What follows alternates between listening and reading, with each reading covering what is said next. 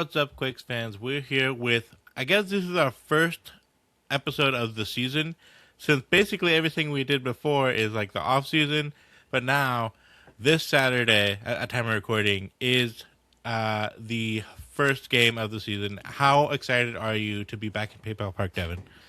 I'm gassed. I'm really gassed. This is gonna be the first time in the media box, but I'm genuinely looking forward to the start of this season. Watching the Quakes preseason, there was quite a bit of entertainment. Three wins, three games, at least in Coachella anyway. Lots to look forward to, and I'm really excited to share it with you, Abram. Of course, that's what we do. And more about Coachella, we got to go, and this was your first bit of media involvement in your career. It was my second time going down to Coachella, and it was a much better like overall experience. I think that they really, refined the fan experience because before it was just an open field. The players are out there, and you're just trying to not get in their way. But now it was like a very refined experience with like bleachers and stuff like that. Very fun, and obviously for me, the main thing was going down there with my friends, Devin, you yourself, and our good friend Luis, who was our producer. So, yeah, watch out for a vlog on that trip. That's probably going to be coming out soon. It's a lot to edit because we spent a lot of time recording those vlogs, but yeah, keep your eyes peeled for that. But no, over 2 weeks we played three games at Coachella and we won all three. Very good performances. I think that there was some areas where I felt like we could have been better. I think the Portland game was a little bit shaky. We ended up winning, of course, but I think that was we went up 1-0, went down 2-1, and then eventually we ended up winning 3-2. But Devin, how do you feel the defense has been over the past three games? Because they've had good performances, but they've also had shaky performances. I think the defense surprisingly has been fairly solid, and I want to contribute most of that success in preseason thus far to Daniel Muni and a surprise name, Reed Roberts. You know, Assessing pre-game before the very first game when we played Charlotte, I had talked to you about what our starting 11 assessment would be, and I think we posted that on socials. And you and I both thought that Max Floriani was going to get the nod to start, and then all of a sudden Reed Roberts is there, and I don't want to speak for you, but I was really impressed with Roberts' performance. It's something that Bruce Arena kind of looks for in the fundamentals of players. If they can graft the fundamentals and maintain that throughout the season, that's exactly what Reed Roberts did. And Daniel Muni as well. A lot of excellent slide challenges left and right. Great duo in the back. But back to Reed Roberts, I was especially impressed with the backline performance, and it goes for all four. Benji Kikanovic, now a right back for us. Pretty crazy impressive. The very first game was matched up with Wilfred Zaha in against Charlotte, and he won like 6 out of the 7 duels. Incredible. None of us would have thought last season that Benji Kikanovic was going to be a starter for us, nonetheless a right back. You know what I mean? So defensively, it was very successful. And I think when Portland scored their 2 goals, we had a different center back pairing, and I wish I took note of that. But it is something worth noting. I don't know what are your thoughts, Abram? No, I would 100% agree. I think that Danny Meany is someone who often gets overlooked, but he's always performing to a really high degree. And we've seen some mistakes. I don't want to say he's perfect, but no, he's very consistent. He's solid in the air, extremely fast. I don't think we really give him enough credit for being so fast and so agile, and just like being everywhere, and then also being very calm on the ball. In addition to that, so the whole package basically. But Reed Roberts is someone who last season had a rough go of it, and it's hard to give him that the designation of somebody who you want to see more from. But that's what played out. He's a rookie after all, so it's not like I was expecting him to hit the ground and immediately be our best center back. But no, what we kind of expected is playing out, where both Reed and Floriani had a really rough job ahead of them, where they're rookies coming into a terrible defense. Just the worst defense the league has ever seen, and they have to do something about it, right? And it was hard. It was difficult. It was a difficult task, and I think that they've done a lot better. They look a lot more composed. I'm super happy with how those two are progressing, and I think they could be really solid center backs in this league. What you said about Benji is particularly pressing, because that's somebody who we always talk about, right? He was a left winger for a while, and it felt like when he was competing with Cade, he was being primed to, when Cade was out the door, he was primed to take over that role and like really make it his own, and that never actually happened. But he looked really, really good at right back.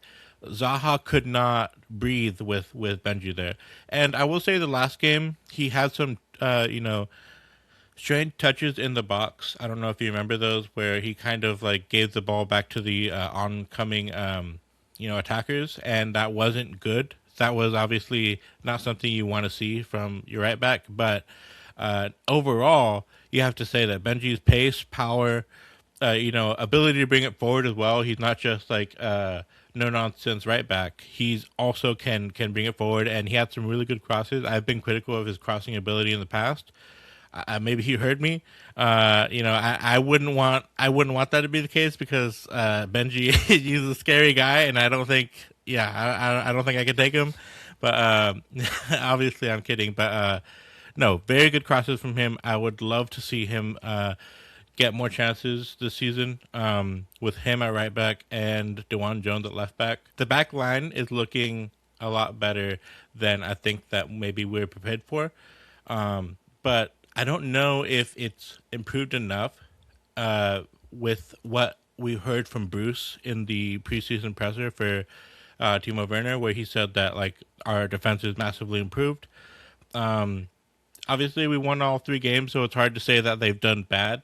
But I would say that we won those games because we were better attacking wise. We were the better attacking team in those 3 games, which is great. Obviously, that's not a bad thing. But it does kind of paint a different picture about the success of our defensive back line. What do you think, Devin? I would agree to the most extent. I don't really have any counter argument for you at all. I think, assessing the 3-game period where we saw DeJuan Jones left back and Benji at right back, I would be inclined to argue that we utilized our right side of the field a lot more efficient than we used our left. And that's not to say that DeJuan Jones and Ricketts are bad players by a long shot. We saw a lot of promise from Ricketts, and he generated a lot of good opportunities for us, but just wasn't there to meet that final third clinical demand that we would hope to see as a winger. And I know that Ricketts is very capable of finishing, in regular season. He opened the scoring last season, and, he made a couple of other good opportunities throughout the course of 2025. I think they just need to, he and DeJuan Jones just need to build that chemistry as the season progresses. You and I also talked during the game while we were down south, and we had kind of noted that Buddha and Benji already have an insanely good connection on the right. A lot of overlaps, underlaps, 1-2s, wall passes, really good, tactical understanding with each other. And I'm really excited to specifically watch those 2 players kind of just, build on that throughout the course of the season. Because, preseason's at least just the start of good camaraderie, connection, etc. You would think it would only get better from here. Right. And I do want to talk a little bit more on that, because that is a very interesting point that you brought up, the connection between DeJuan Jones and Jamar Ricketts. Jamar Ricketts was rolling out at wingback last season. But with this new formation, being a 4-3-3, that's what we played in every preseason game. So we're probably going to assume that's what we will continue to see coming into the MLS season. Um, those two haven't really. I could be wrong, but I don't know how often they've played together in MLS matches. But it didn't look like they had great chemistry in comparison to, like you said, Benji and Buddha, who have been on the team together longer. Um, but if Ricketts and Jones can get it together and have a better understanding, I think that would be a very deadly combination on the left side because of those two just being so fast and having a lot of electricity in the way that they play. But even though that connection might not be at the place we want it right now, it might not matter too much because if Timo actually plays on the left wing, then Ricketts will be more a backup, and so we'll see him less often. Hopefully, Timo playing as many games as he can. We got confirmation that his child was born recently, so congratulations to Timo for that. And so he'll probably be joining the team sooner rather than later. We didn't really have a concrete timeline of what that would look like, but now that his child is born, he will be hopefully, moving over his family to the U.S., which, we love to see it. But, regardless of what that means for Timo and his family, it is doing wonders for our lineup. We look a lot stronger with Timo Werner. And also, something that is interesting is you noted Ricketts having trouble finishing. He was getting into really good positions. Those runs that he was making for Nico to play in swinging ball over the top to him, they're perfect runs. I had no complaints. Obviously, he seemed to get a little bit nervous when he got in the box. But Timo Werner probably is more experienced in those situations, right? And so if we have those same balls going to Timo Werner from Nico, who we'll talk about in a minute, that's probably going to end up in us getting a few more goals, right? Because that play is already set in stone, and I think it's just like waiting for that last piece for Timo Werner to slot in there, and I think that's a perfect setup. I want to add comedically a little note that Tim Howard does not believe in Timo Werner. He did mention on the podcast or some talk show with Landon Donovan that he said something about he couldn't hit a banjo or he couldn't hit a cow with a cow's butt with a banjo or something like that. I don't want to quote verbatim, but I just thought that was really funny. Yeah, exactly like you said. Timo Werner is a little more clinical than Jamar Ricketts, and that's again not speaking against Ricketts. We're not criticizing Ricketts. It's just more of the fact of the matter that Timo Werner has, world class experience. Played for the German national team, won the Champions League for Chelsea, Europa League for Tottenham, had success at Leipzig. Those are top teams in the world, and he's bound to bring that success to San Jose. And like you said, with Nico Siqueiros being our official cam for the rest of the season, or at least the first half of the season, I think those connections will bring a lot of success to not only Nico's statistics, having a clinical finisher in the top three or in the front three, but also being able to give Werner a good ball in behind. And Nico is very capable of that, as you just explained with those perfect runs by Ricketts. Unfortunately, not as clinical, but excellent runs nonetheless. And Nico was able to give it to Ricketts on a dime. So that's exactly what we're expected to see come 2026 this weekend when we play SKC. We won't see Timo Werner on the field this weekend. However, he will be in the Bay Area and is expected to watch from the stands. So, if you do see him around concourse, say hi, welcome him to San Jose, and look forward to the following weekend after, where he may or may not see the field for the team. But yeah, I'm really excited to see our front four. I'll just say front four, including the attacking mid. Um, you know, do their best to give us as many points in the early stage of the season as possible. I also want to point out, in terms of being excited for things, we alluded to this earlier, but Devin is officially going to be the journalist joining me in the press box. Ivan is still with the team. He's still with Tectonic Takes. He's obviously the founder. He's just taking time to himself. He's explained this, so it's not shouldn't be a shock to anyone. But he's taking more time to be with his wife and be more focused on his teaching career. He's a fantastic teacher, professor, I should say. And obviously, I never got to say anything publicly, but we wish him the best of luck. Ivan is a very good friend of mine, and he's one of the kindest people I know. I hope that he has a good time doing that. But in the meanwhile, Devin will be joining me in the press box, and it's his first time doing so. I'm very proud of you, but can you tell us what that would mean to you? I'm nervous as all hell, but excited nonetheless. I get to see a game from a different perspective. I used to sit in the corner all my life, watching the games. So I basically was like the goal line technology for the longest time, and now I get to sit in the press box with you, watching, or not the press box, but the media box anyway. It's a press box.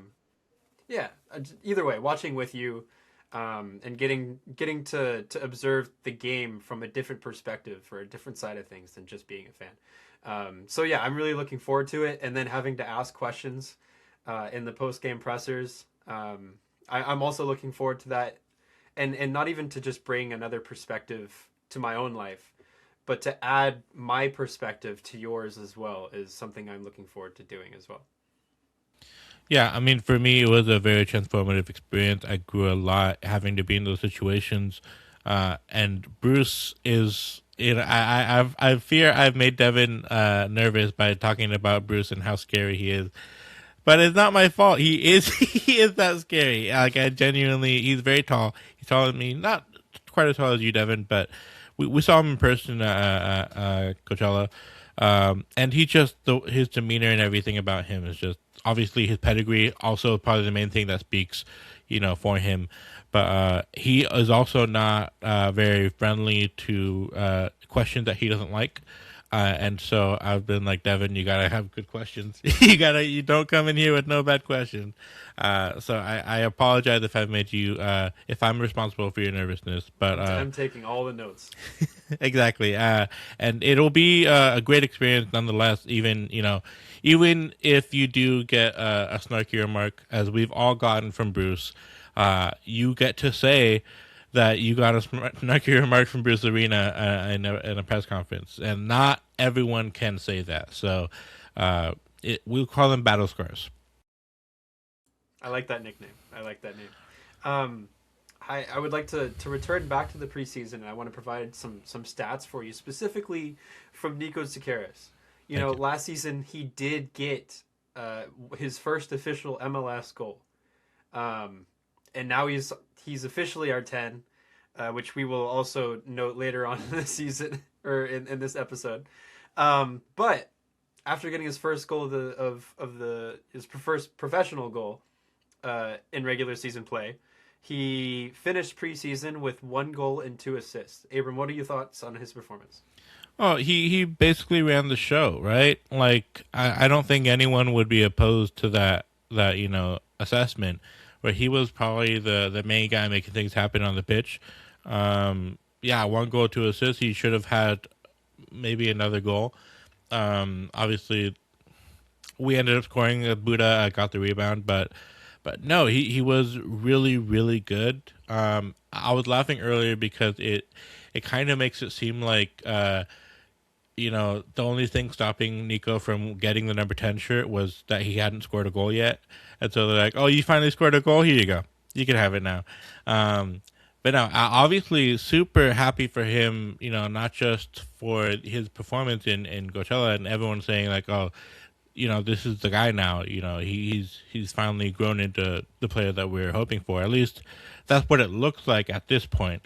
It's kind of made more official with not just the change in number to number 10, which is obviously a very prestigious number here. Legends like Matias Perez Garcia, um, was it Henok Goitom? Did he wear number 10? I'm not sure. Walter Martinez, He may RIP. have, yeah. But no, obviously he's taking it from Christian Espinosa, probably the number 2 earthquake of all time.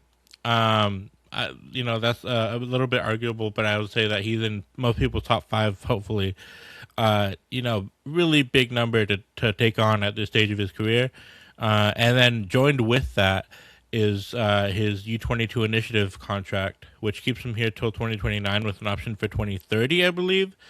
Huge news. And he's somebody who, one, as a person, you love it when he is selected to, take questions at the press conference, because he's very generous with his time and energy. He will take the time to think about your question, and he'll try to give you the best response and the most meaningful response that matters to him. That's not something you get from all the players all the time, but it's something that is very much appreciated when we do get something like that. And Nico is somebody who I've never really been disappointed in the way he answers questions. That's just talking about him as a human off the field. Great presentation. Yeah, of course. And no, he's just a great person to have as the face of the club. Just the way that he holds himself. I'm super excited for what feels like the next era of Nico Shikeris. Yeah, I'm looking forward to it as well, and I think from many episodes since my inception here on Tectonic Takes, I've been a huge fan of Nico, and I'll say it till the day I die. I believe in this coach. I believe in this organization. No, I'm just kidding. I believe in Nico, and I know he's fully capable of the 10. And I know having the 10 is a very prestigious, in a general context of the beautiful game. It's a very prestigious number. We may not have had a whole list of players, significant players in our club who have worn the jersey besides Espinoza and Donovan and in the other guys in the early stages when we were the Clash. But it's an accomplishment nonetheless to have that number and a huge responsibility, and Nico is definitely more than capable of taking on that responsibility. As we saw during preseason, 1 goal, 2 assists, making beautiful balls. He could have had 3 assists if it wasn't for the deflected save on Buda's goal, but you don't count those. So his stats are well represented of him getting that 10, but I think he could have gotten more, in preseason. There are 2 chances with Jamar Ricketts. I think he could have finished preseason with 4 or 5 assists at least. So I think that's well represented in his number 10. Other notable names here, Abram. We have LaRue, Oseni Buda, Preston Judd, Nani, a player that you probably want to dig into here a little deeper. And all those players had scored preseason, and that's not something that you would necessarily see. You would see players like Chicho Arango, Josef Martinez making those step ups, but now we have a long list of last season's backups doing what's needed to get the wins for this season.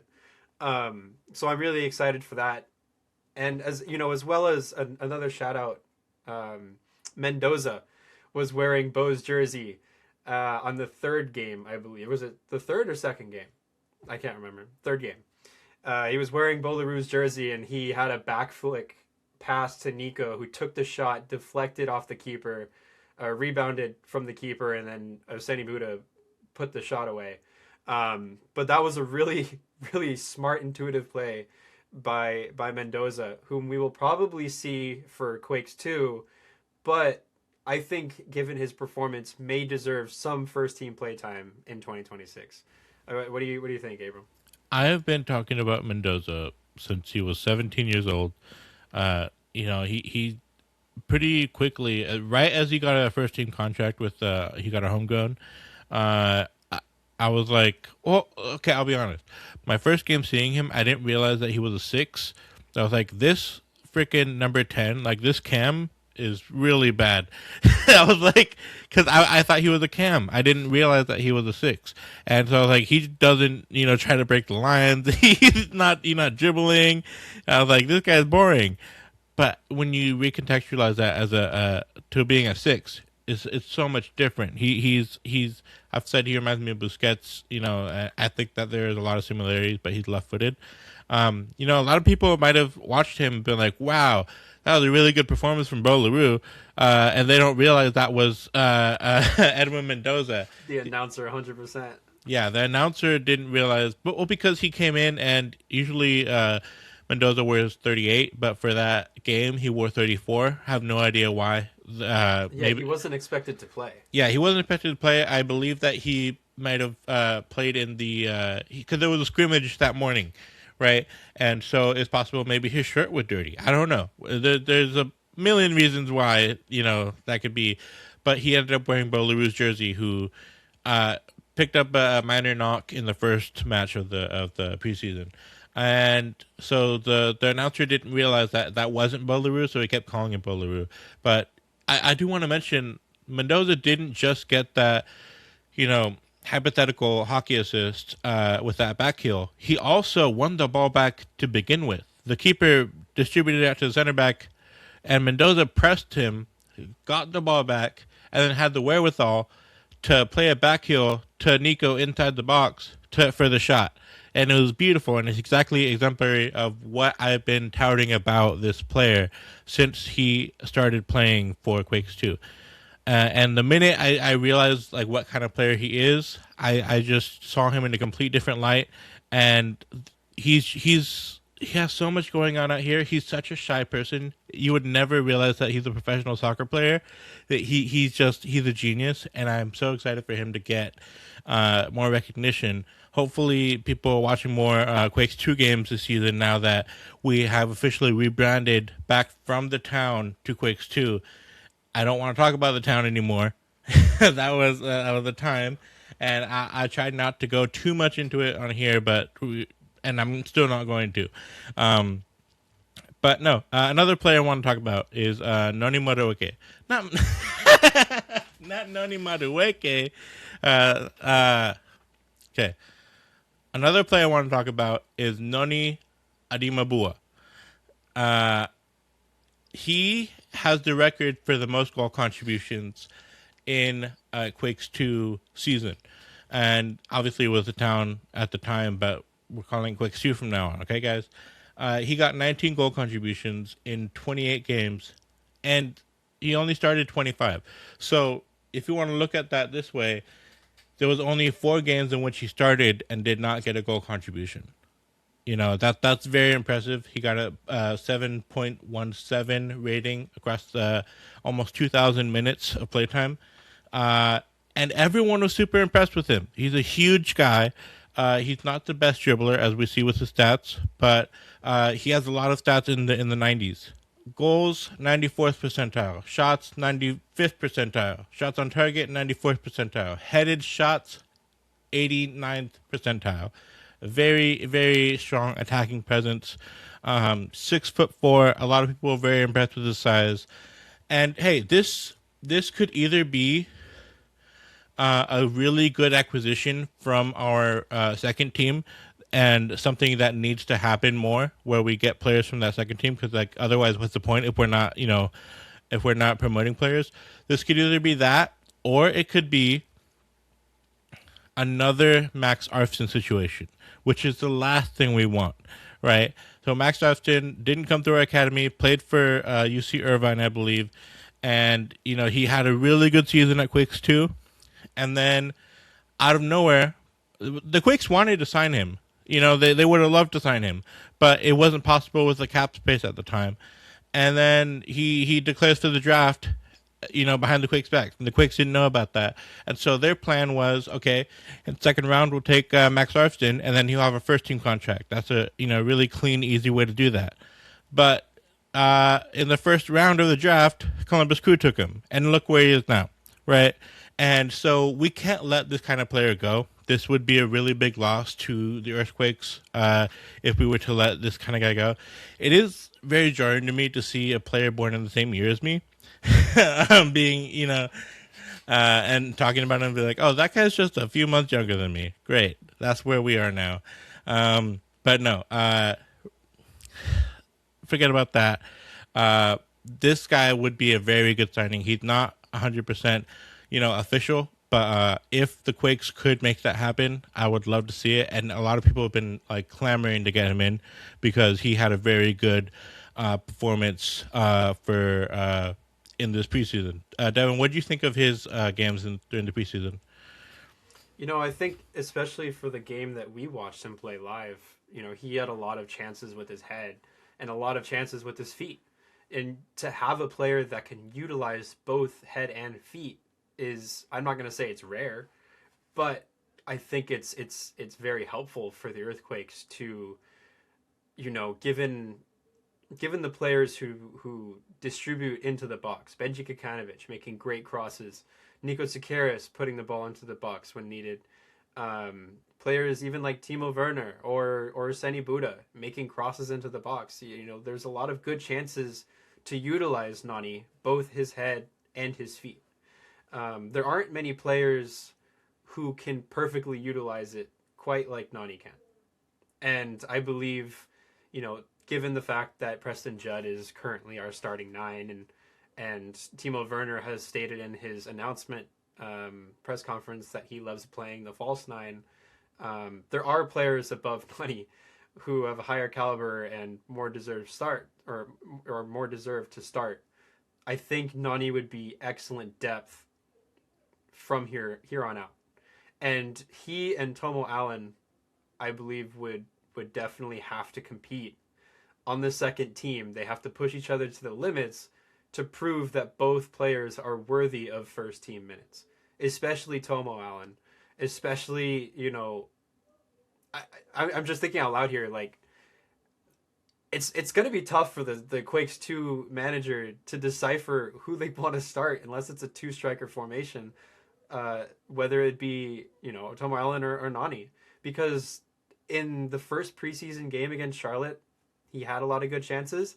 And then the second preseason game against Portland, he put one away. And it was one of those through balls by Jack Jasinski, our current, I guess, trialist, but draftee, who we may sign and assign to the second team.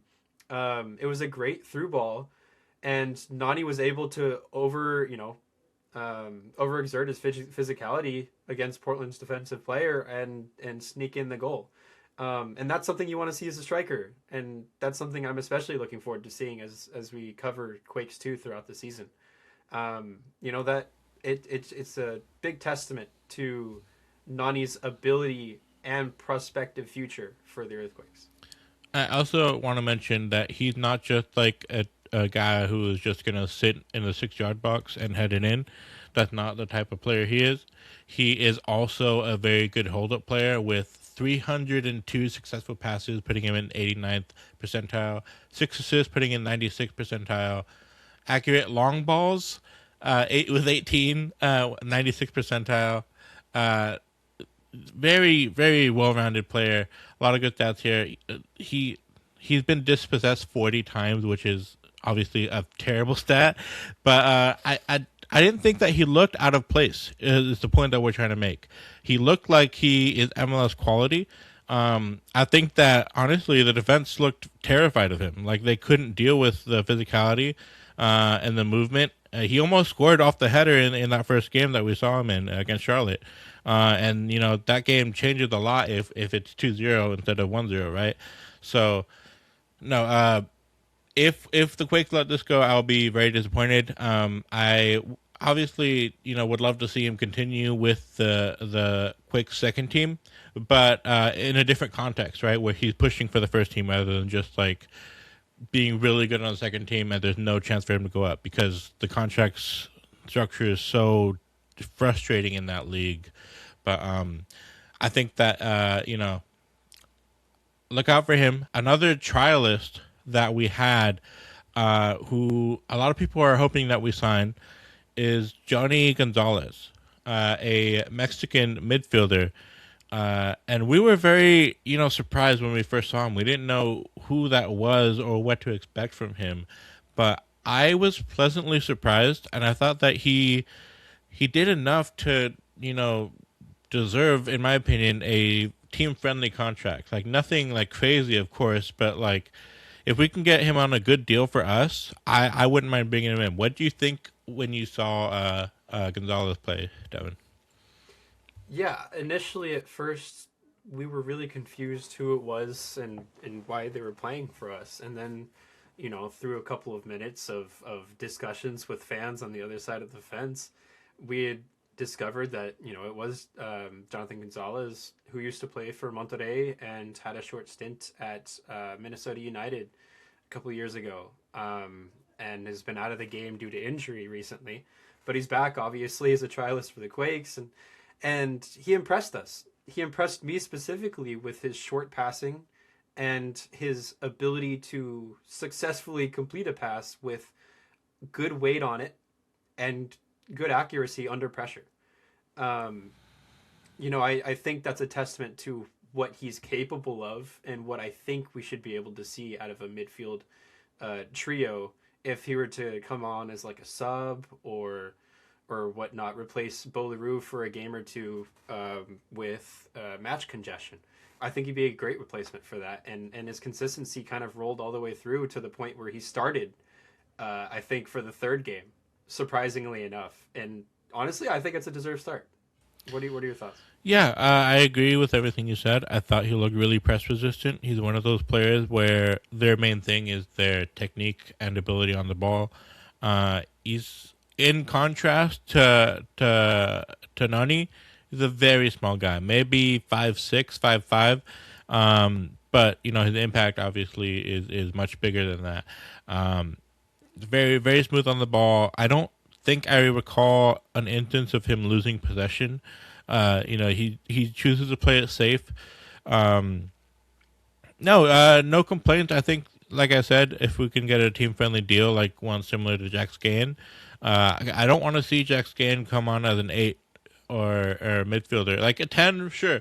I actually like Jack as a 10, but people, are clamoring for sometimes Jack as an 8, and I'm like, no, he's a winger or a impact 10 who's just wide. But with this guy, he's very clearly an 8 or maybe a 6. I think he played some 6 at the preseason. So let him do that job.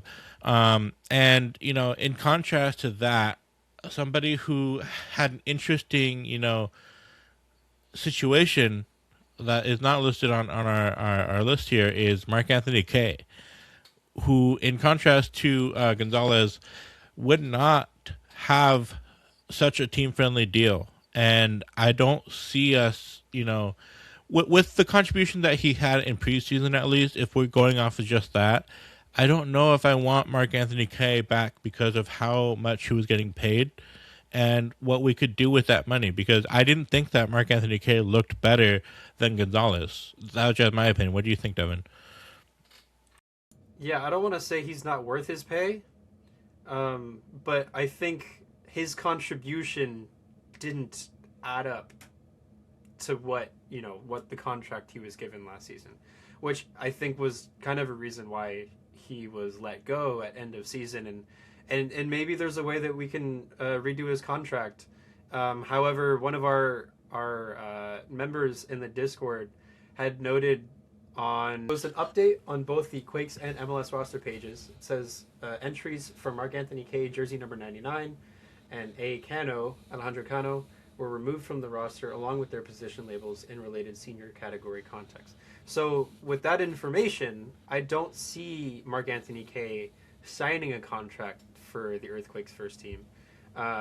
It's not like he's going to sign for the second team. I don't know why I made that differentiation, but nonetheless, Gonzalez and other trialists who were with the Quakes at the time, even Nani, they weren't on that list. And it seems like there might be a better chance for Gonzalez to make the first team with the professional contract and with lesser salary value than Mark Anthony K would ask for.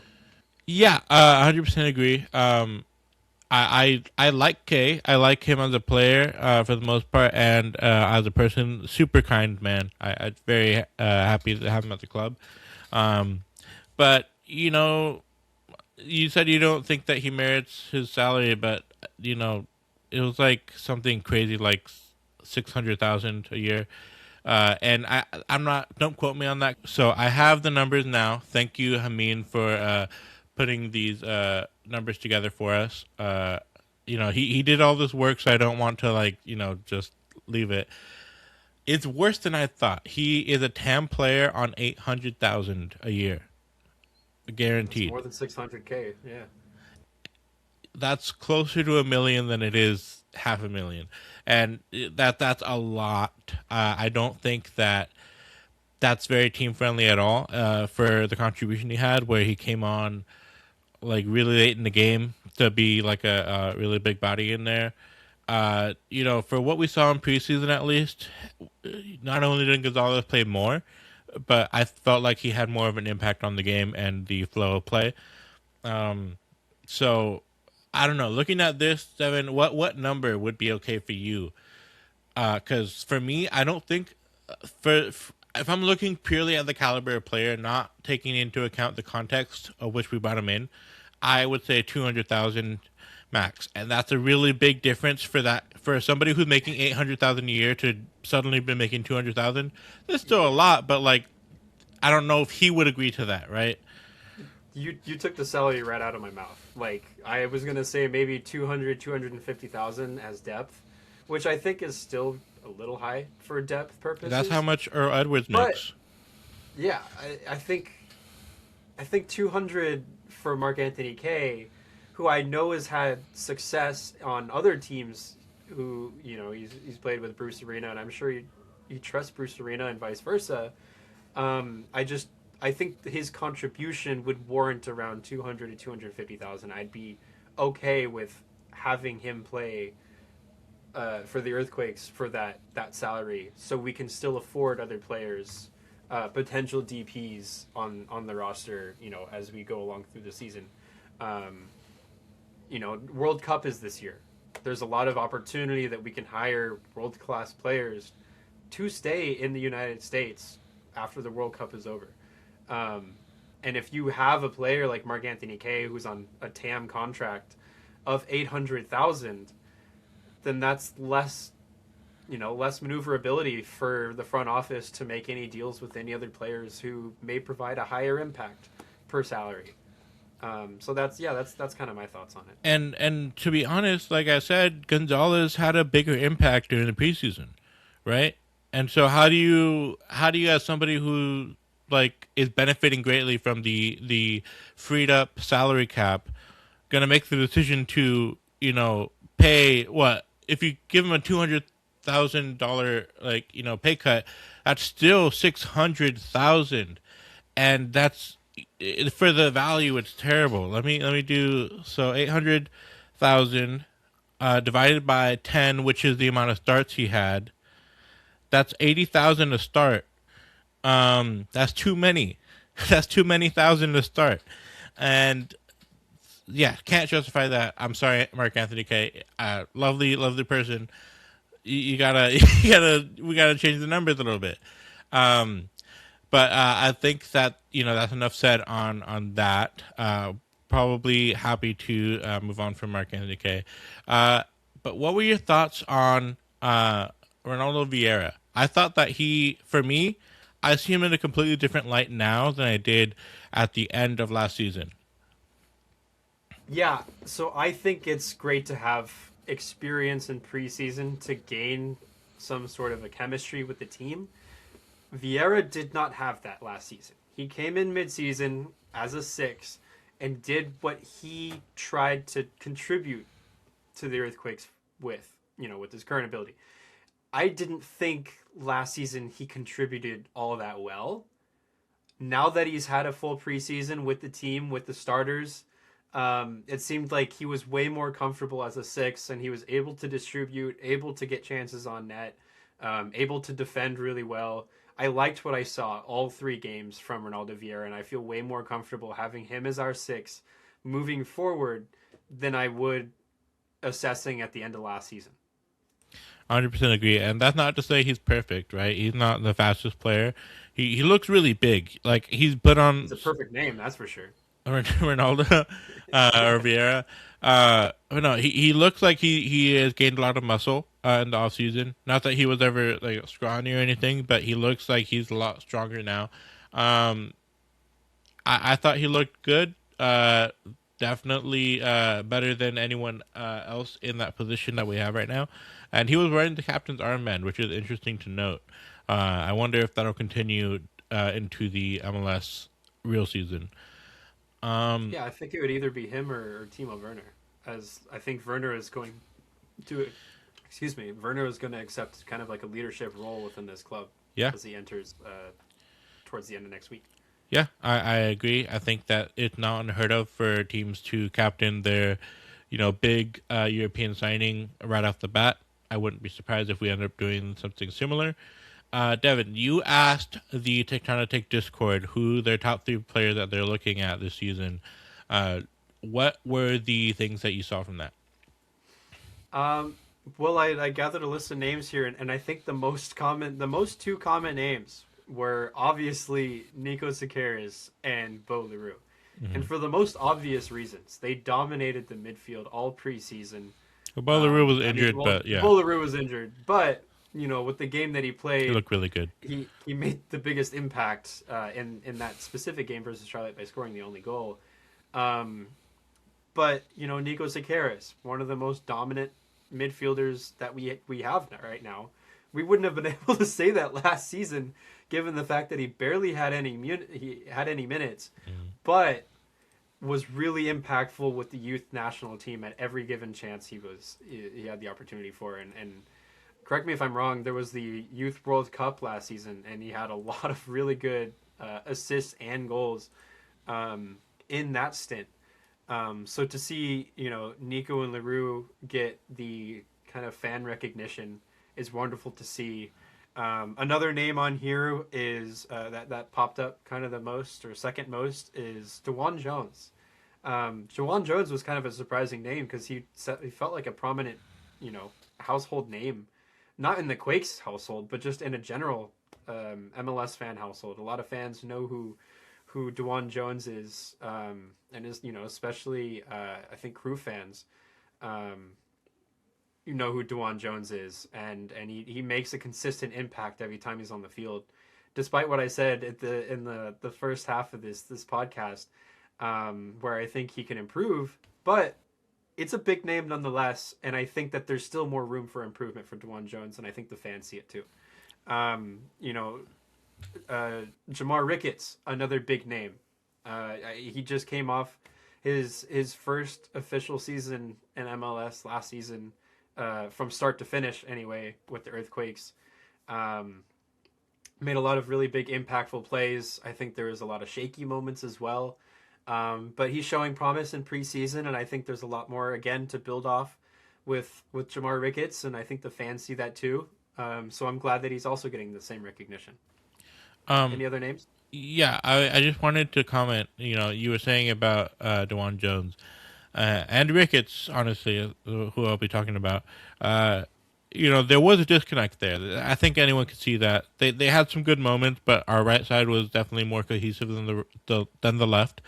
But I didn't feel like that was DeJuan Jones's fault, right? So he looked up and didn't necessarily see he had an option, so he had to play backwards, or sideways. And I don't necessarily blame him. I've been in that position where I'm like, okay, our left winger is just not where I want him to be. Not that he's not a good player, but he's not where I want him to be. So I'm just not going to pass it to him.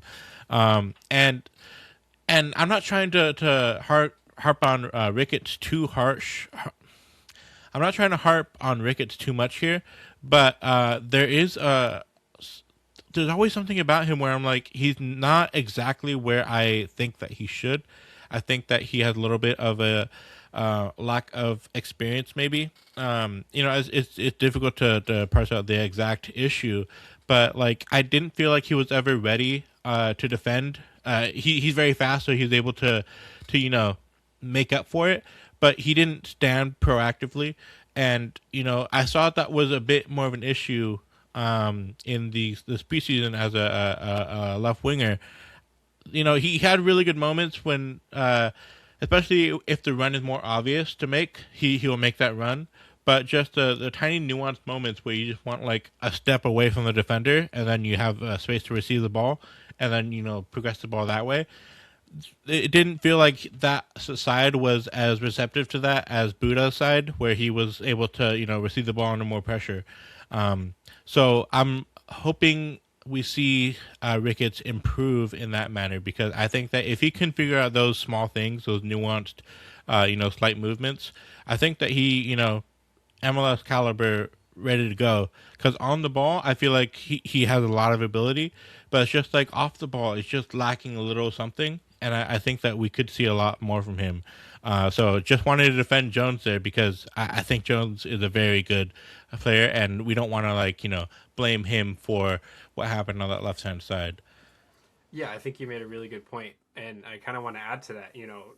As we stated earlier, Jamar Ricketts may not be the starter on left wing for very long, as Timo Werner is going to come in and replace him as a starting left wing.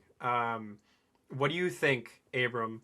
Now that we've just had that conversation about not being Jones's fault necessarily for the somewhat disconnect on the left hand side, what do you think about the possible partnership with Jones and Werner?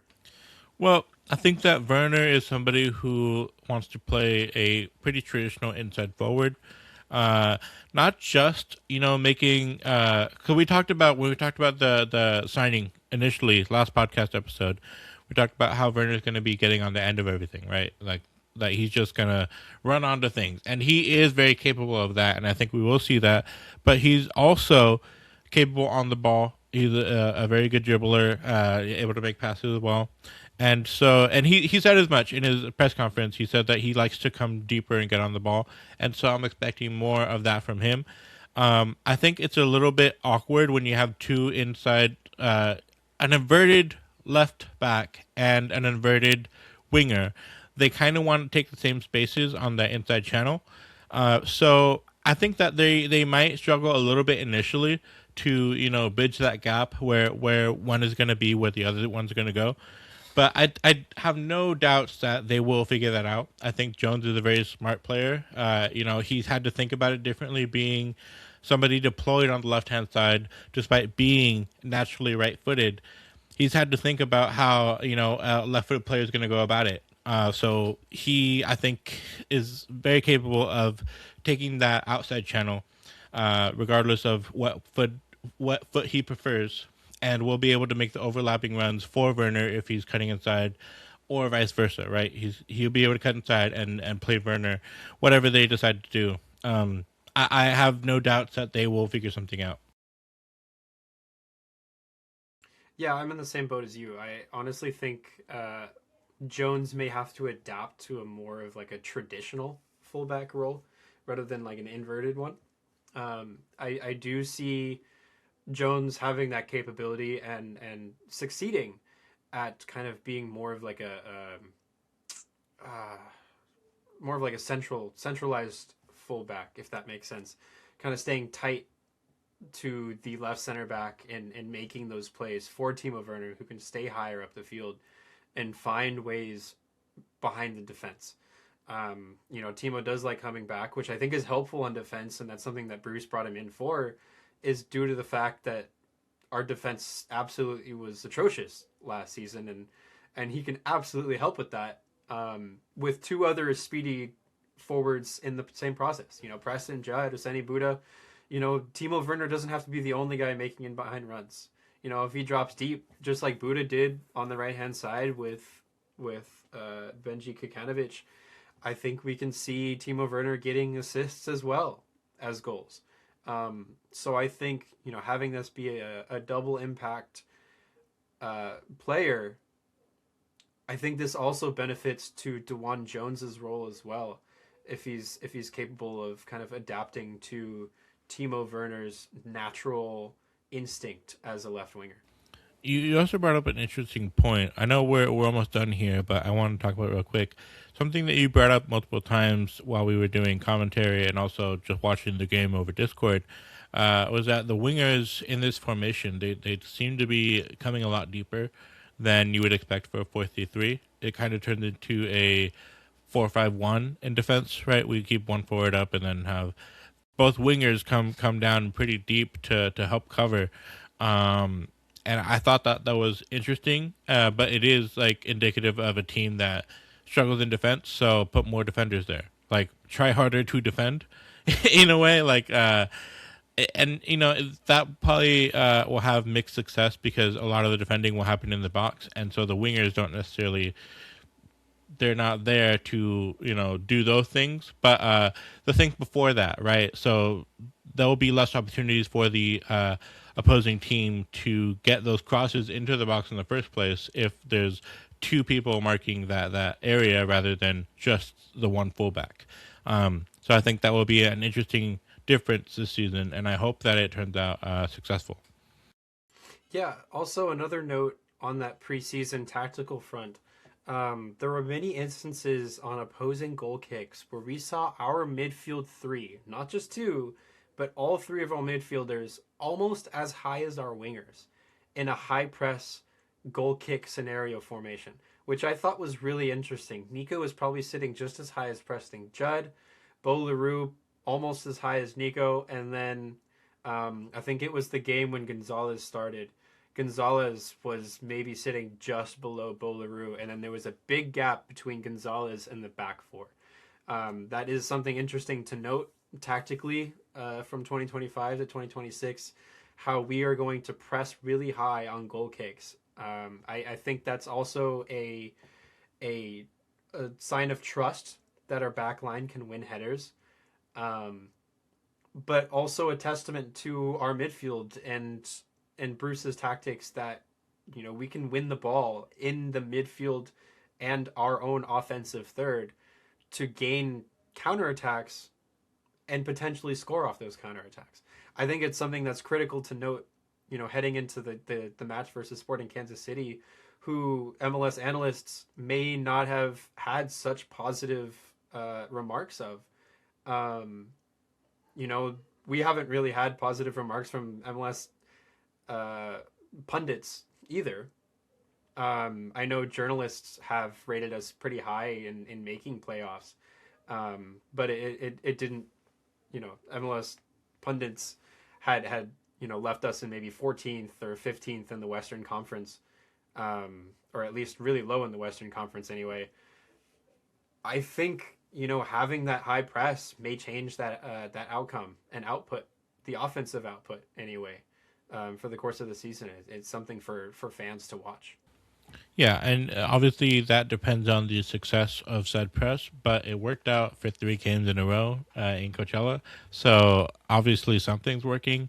So that will be a very interesting change to the way that we play tactically. I think that there are definitely a lot of different pressing triggers, just that I don't think that I've been able to successfully nail down exactly what it is, like when this guy goes, but it's different. That's the main thing I did notice, that there is changes. They've been working on it, and that's kind of a big thing I wanted to see. But I guess we won't really know until this Saturday where we play Sporting Kansas City. But guys, before we end this episode, I do want to announce that we are changing a little bit of our brand. We have a new logo. We'll be premiering that very soon. I'm not sure exactly when, but just look out for that. I'm very excited. And we will also be streaming the press conference this Saturday for Bruce Arena and whoever the player is that is picked for the press conference. So super excited about that. Make sure to stay tuned. We'll try to get it more organized this time. It was a little bit messy during our trip to Coachella last time, but we figured out where we went wrong, and so hopefully we'll learn from those mistakes and do better this time. Any closing thoughts, Devin? Hope to see you guys there versus Kansas City this weekend. I will be there. Abram will be there. Come say hi. Come say hi if you see us around the concourse, and we'd be happy to shake your hand, and as if we're like celebrities or anything, but just friendly fans. No, I mean, I know I look angry. I know I look like I'm a mean person, but I am very much not. Devin can attest to this. I want to shout out real quick Kevin. I don't know his last name, but he joined the Discord last year. A very handsome guy. He said he knew you, Devin. He came up to me and Ivan at the Stanford game, and said to watch the show. And I keep forgetting to do a shout out. So shout out Kevin, whatever your last name is. I'm sure you know. But yeah, like Devin said, feel free to come say hi. We're not famous or anything, but some people watch the show. We've been gaining subscribers pretty steadily in the off season, so very excited for what that means for us. Yeah. Also subscribe. If you want to watch any post game press conference content. Yeah, please subscribe down below. Don't miss a beat. We're trying to step up the content this season. We watched that Footy Dad, aka Eric. Just killing it on the content, and we were like, okay, we could probably do a little bit more here. So we have different types of content coming this season. Hopefully, we can get the press conference out more consistently, because that's like other than this podcast, us talking about it, that's the main focus I have of making sure that there's the press conference available for people to watch, because not enough people are informed about what Bruce has to say about the team, about the game, and we hope to change that. Most definitely. And then with that said, we'll see you guys next week, and go Quakes. Go Quakes.